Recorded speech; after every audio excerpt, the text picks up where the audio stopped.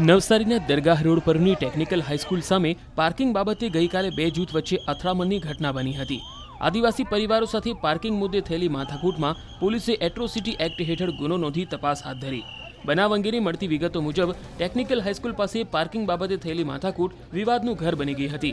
તો રામધૂન બાદ કાગદીવાડ તરફ ટોળું ધસી આવતા પોલીસ એક્શનમાં આવી ગઈ અને ટોળાને વિખેરવાનો પ્રયત્ન કર્યો હતો, જેમાં અચાનક પથ્થરમારો થતા એક મહિલા ઈજાગ્રસ્ત થઈ હતી। ઈજાગ્રસ્ત મહિલાને નજીકના દવાખાને સારવાર અર્થે ખસેડવામાં આવ્યા અને સમગ્ર વિસ્તારમાં પોલીસ બંદોબસ્ત ગોઠવી દેવામાં આવ્યો।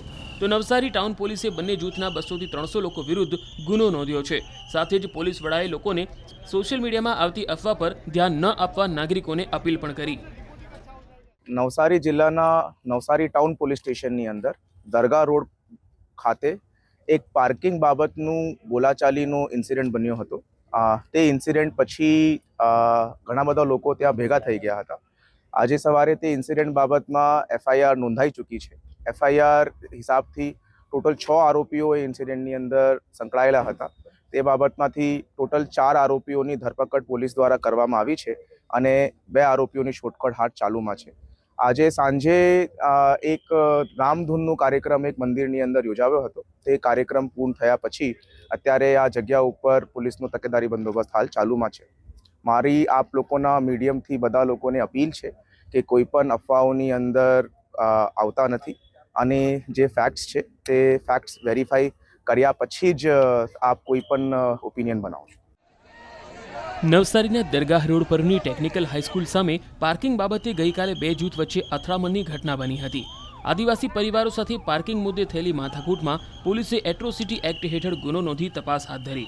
બનાવ અંગેની મળતી વિગતો મુજબ ટેકનિકલ હાઈસ્કૂલ પાસે પાર્કિંગ બાબતે થયેલી માથાકૂટ વિવાદનું ઘર બની ગઈ હતી।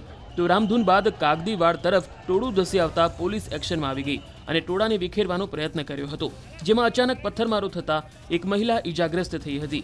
ઈજાગ્રસ્ત મહિલાને નજીકના દવાખાને સારવાર અર્થે ખસેડવામાં આવ્યા અને સમગ્ર વિસ્તારમાં પોલીસ બંદોબસ્ત ગોઠવી દેવામાં આવ્યો। તો નવસારી ટાઉન પોલીસે બંને જૂથના 200 થી 300 લોકો વિરુદ્ધ ગુનો નોંધ્યો છે। સાથે જ પોલીસ વડાએ લોકોને સોશિયલ મીડિયામાં આવતી અફવા પર ધ્યાન ન આપવા નાગરિકોને અપીલ પણ કરી। નવસારી જિલ્લાના નવસારી ટાઉન પોલીસ સ્ટેશનની અંદર દરગાહ રોડ ખાતે એક પાર્કિંગ બાબતનું બોલાચાલીનો ઇન્સિડન્ટ બન્યો હતો। તે ઇન્સિડન્ટ પછી ઘણા બધા લોકો ત્યાં ભેગા થઈ ગયા હતા। આજે સવારે તે ઇન્સિડન્ટ બાબતમાં એફઆઈઆર નોંધાઈ ચૂકી છે। એફઆઈઆર હિસાબથી ટોટલ 6 આરોપીઓ એ ઇન્સિડન્ટની અંદર સંકળાયેલા હતા।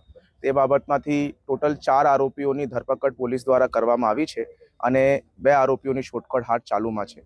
આજે સાંજે એક રામધૂનનો કાર્યક્રમ એક મંદિરની અંદર યોજાયો હતો। તે કાર્યક્રમ પૂર્ણ થયા પછી અત્યારે આ જગ્યા ઉપર પોલીસનો તકેદારી બંદોબસ્ત હાલ ચાલુમાં છે। મારી આપ લોકોના મીડિયમથી બધા લોકોને અપીલ છે કે કોઈ પણ અફવાઓની અંદર આવતા નથી અને જે ફેક્ટ્સ છે તે ફેક્ટ્સ વેરીફાઈ કર્યા પછી જ આપ કોઈ પણ ઓપિનિયન બનાવશો।